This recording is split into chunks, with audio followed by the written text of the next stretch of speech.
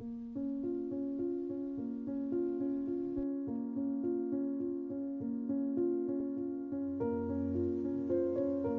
قریشیہ بیگم کا لاڈلا بیٹا ہوں،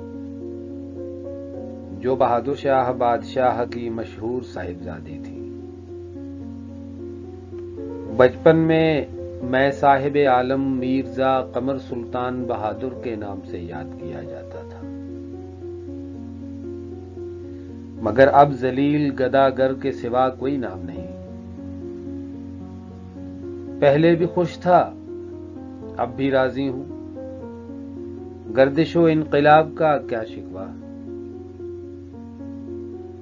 سلطانی محلوں میں پیدا ہوا، آنکھ کھولی تو سامنے ایک خدائی کو ہاتھ باندھے سر جھکائے کھڑا دیکھا۔ ہوش سنبھالا تو عالم ہی اور نظر آیا۔ بڑے بڑے خود سر امیر الامراء آنکھ کے اشارے پر دوڑتے تھے۔ خیال تھا کہ ہم صرف اسی لیے پیدا ہوئے ہیں کہ سر اور آنکھوں پر بٹھائے جائیں۔ یہ خبر نہ تھی کہ دنیا میں کوئی دوسری زندگی بھی ہوتی ہے، مگر قدرت کے قربان جائیے، اس نے اپنی نیرنگی کے صدہا تماشے دکھائے، عروج بھی دیکھا اور زوال بھی، نسل شاہ ہونے کا وہ لطف بھی اٹھایا اور یہ مزہ بھی چکھا۔ اپنی اپنی آن میں دونوں نرالے ہیں۔ حالت تو اس قابل نہ تھی، مگر رحم دل انگریزوں نے رحم کھا کر 5 روپے ماہوار پینشن مقرر کر دی۔ اب کیا تھا، 4 دن کے لیے پھر وہی شہزادہ عالم پناہ بن گئے۔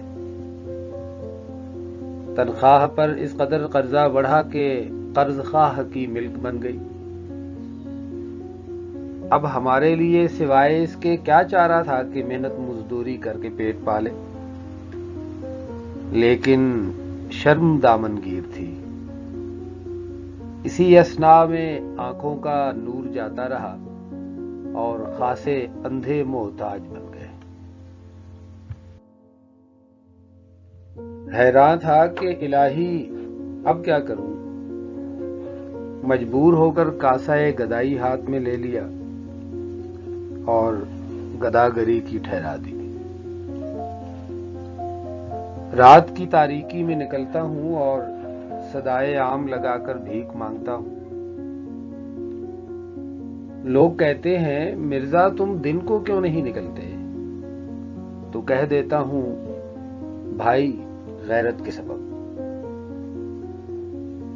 جس شہر کی سڑکوں پر میری سواری کی سلامتی ہوتی تھی، وہاں دل نہیں چاہتا کہ دن کی روشنی میں دستے طلب پھیلاؤں۔ بس یہی میری سرگزشت ہے، اس سے زیادہ اور کیا دکھڑا بیان کروں۔ آہ صاحبو، یہ فرضی فسانہ نہیں، عبرت کی سچی کہانی ہے۔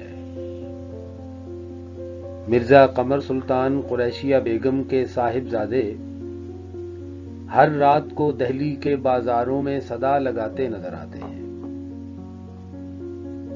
مگر ہائے بھیک بھی ایک شان سے مانگتے ہیں، نہ کہیں ٹھہرتے ہیں، نہ کسی کو مخاطب بناتے ہیں، بس ایک آواز ہوتی ہے، یا اللہ 1 پیسہ کا آٹا دلوا دے، جو مختلف بازاروں میں چکر لگا کر اپنے مقام پر پہنچ جاتی ہے۔